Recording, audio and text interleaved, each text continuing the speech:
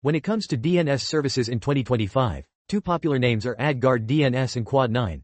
Quad9 is a respected, privacy-focused DNS service that blocks known malicious domains and provides good security for free. It's solid if your main concern is basic malware protection. But here's the thing. Quad9 doesn't block ads or trackers by default, which means you'll still see ads all across Windows apps, games, and browsers. For many people, that's not enough. This is where AdGuard DNS really shines.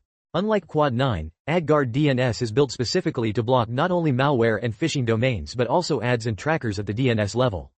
That means you get a faster, cleaner, and more private browsing experience across your entire Windows system without installing extra plugins. Plus, AdGuard DNS gives you customizable filters, parental controls, and even encrypted DNS options like DNS over HTTPS and DNS over QUIC to protect your privacy. So, while Quad9 is a good free security option, AdGuard DNS is clearly the better all-in-one solution for Windows users in 2025. It combines ad blocking, privacy, and security into one simple setup, no extra tools needed.